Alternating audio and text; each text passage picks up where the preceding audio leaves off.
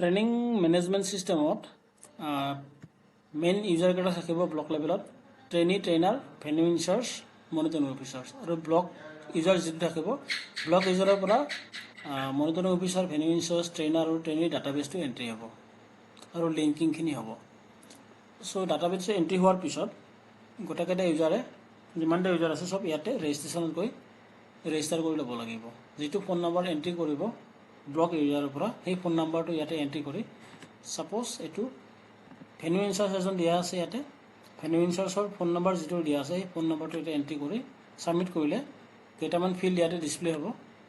সেই ফিল্ডকেইটা এণ্ট্ৰি কৰাৰ পিছত ছাবমিট কৰিলে ৰেজিষ্টাৰ হৈ যাব। চ' ওৱান টাইম ৰেজিষ্টাৰ প্ৰত্যেক ইউজাৰে কৰিব। ওৱান টাইম ৰেজিষ্টাৰ কৰাৰ পিছত আপুনি ইয়াতে লগ ইন কৰিব পাৰিব। চ' মই এটা লগ ইন কৰি দেখাই দিছোঁ।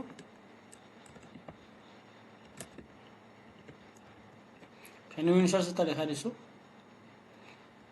তো বাকীখিনি ইউজাৰৰ কি থাকিব চ' আপোনাৰ ট্ৰেইনি আৰু ট্ৰেইনাৰে কি দেখিব ট্ৰেইনিং কেলেণ্ডাৰ মানে যিটো ট্ৰেইনিং শ্বেডিউল থাকিব তেখেতৰ training schedule training agenda training material এই তিনিটা দেখি পাব।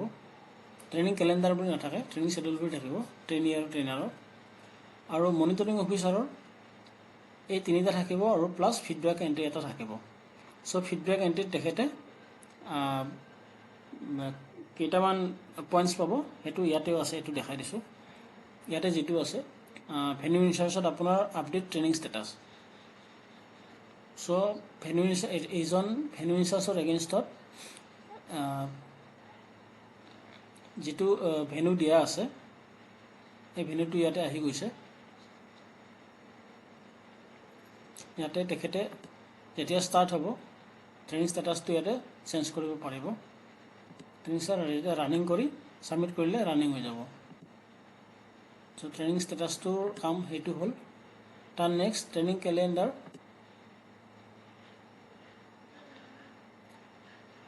কেলেণ্ডাৰ তেখেতৰ এগেইনষ্টত এনেকৈ আহিছে। চ' এটা কালাচান হাইস্কুলত তেখেতক এছাইন কৰা আছে 23 বা 29। ইয়াৰ পিছত ট্ৰেইনিং এজেণ্ডা আৰু ট্ৰেইনিং মেটেৰিয়েলছ যিটো ব্লক ইউজাৰৰ পৰা এণ্ট্ৰি হ'ব এই ডাটাটো PDF ফাইল বা PPT কিবা যি আপলোড হয় সেইটো ইয়াতে দেখি ডাউনলোড কৰিব পাৰিব। ট্ৰেইনাৰ ডিটেইলছ তেখেতে ট্ৰেইনাৰ ডিটেইলছটো দেখিব। এই স্কুল যিটো ভেন্যু দিয়া আছে ভেন্যুৰ এগেইনষ্টত কোন কোন ট্ৰেইনাৰ এংগেজ কৰা আছে এইটো দেখিব ইয়াতে। ইয়াৰ নেক্সট আছে ট্ৰেইনি ডিটেইলছ। চ' ইয়াতে সেই ভেন্যুটোত কিমানজন টিচাৰ ট্ৰেইনি হিচাপে আছে এইটো ইয়াতে ডাটাবেছটো তেখেতে দেখি পাব। চ' ইয়াতে তেখেতে যদি অল কৰি দিয়ে অল কৰিলে যিমান ট্ৰেইনি টিচাৰ আছে ট্ৰেইনাৰ নহয় ট্ৰেইনি টিচাৰ আছে চ' 77 আছে গোটেই 77ৰ ডাটাবেছটো তেখেতে ইয়াতে দেখি পাব। ইয়াৰ পিছত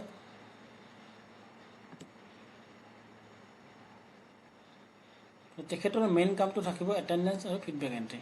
বাকীখিনি ইয়াতে দেখিবৰ কাৰণে হয়। চ' এণ্ট্ৰি হ'ব ইয়াতে এটেণ্ডেঞ্চত কি কৰিব আপোনাৰ ইয়াতে যিটো ভেন্যু আছে ভেন্যুৰ এগেইনষ্টত গ'ল এটা ভেন্যু এংগেজ কৰা আছে সেইকাৰণে এটা ভেন্যু আহিছে। দুটা ভেন্যু থাকিলে ইয়াতে ডাবল ভেন্যু আৰু এটা ভেন্যু আহি গ'ল হয়। এতিয়া প্ৰচিডত গৈ ইয়াতে তেখেতে select date of attendance. So' 23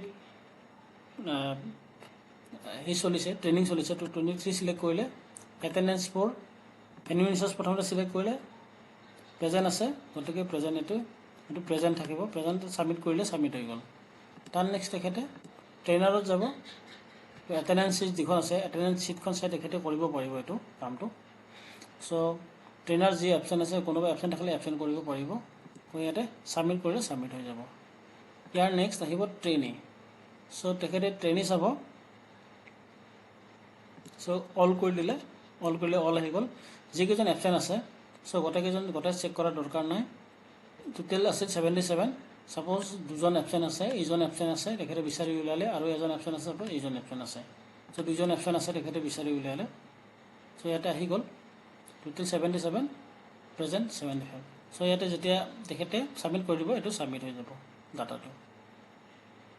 তেনেকৈ তেখেতে এইটো কৰিব পাৰিব। আৰু নেক্সট ডেট আহিলে তেখেতে ডেটটো চেঞ্জ কৰি ল'ব পাৰিব। ইয়াতে ডেটটো চেঞ্জ কৰি দিলে নেক্সট ডেটৰ কাৰণে কৰিব পাৰিব। চ' এইখিনি হৈ গ'ল।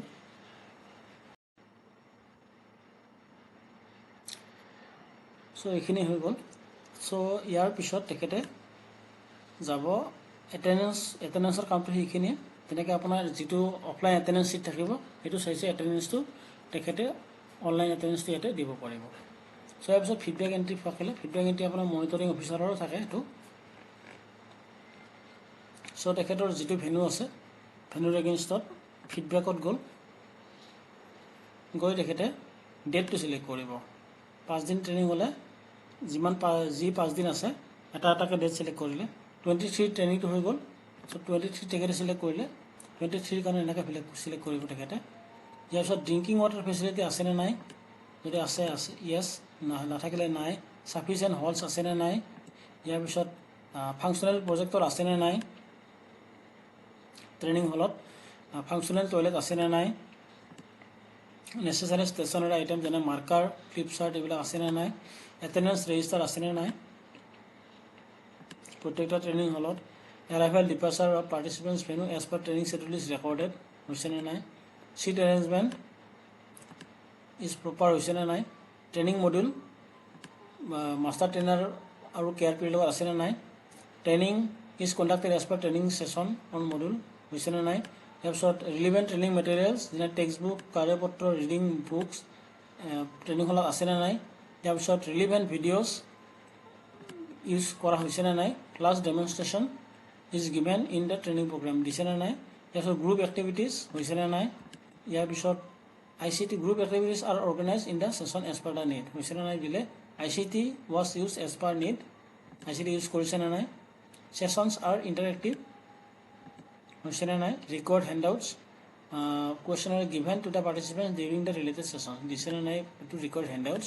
তাৰপিছত TLM পাৰ্টিচিপেণ্টছে TLM প্ৰিপেয়াৰ কৰিছেনে নাই। Queries of participants are address by KRPছ MTs কুৱেৰিজবিলাক এড্ৰেছ কৰিছেনে নাই RPA। কোৱালিটি লাঞ্চ প্ৰভাইড কৰিছেনে নাই। ইয়াৰ পিছত pre test post test administer কৰিছেনে নাই। ইয়াৰ পিছত 23 নম্বৰ আছে training module are available for providing to RPs and participants. ইয়াৰ পিছত feedback forms are provided to participants RPs and collected by KRPs feedback forms collect কৰিছেনে নাই। ইয়াৰ পিছত থাকিব অভাৰঅল অবজাৰ্ভেশ্যন 3টা পইণ্টছ ইয়াতে ইনপুট কৰিব পাৰিব। এইটো ডেটটো 21 আছে আৰু এইটো 23 ডেট আছে, গতিকে এইটো সেইকাৰণে ছেভ বটনটো এক্টিভ হোৱা নাই। 23 হ'লে এইটো ছেভ বটন এক্টিভ হৈ যাব। ছেভ ক্লিক কৰাৰ পিছত গোটেই ডাটাখিনি ইয়াতে আপলোড হৈ যাব। চ' ইয়াতে আমি পালোঁ এটা পইণ্টছ পালোঁ feedback forms provided to the participants RPs are collected by KRPs or MTs। So' feedback ফৰ্মছখন যিখন ফিডবেক ফৰ্ম আছে এই ফিডবেক ফৰ্মখন পাব ভেনু ইনচাৰ্জ আৰু মনিটৰিং অফিচাৰে। আৰু বাকী ফিডবেক ফৰ্ম তেখেতসকলে অফলাইনত কালেক্ট কৰিব ফ্ৰম ট্ৰেইনিং RPA কানেক্ট কৰিব এইটো। চ' এইখিনি বস্তুৱে আছে ভেনু ইনচাৰ্জত আৰু বাকীখিনি আপোনাৰ।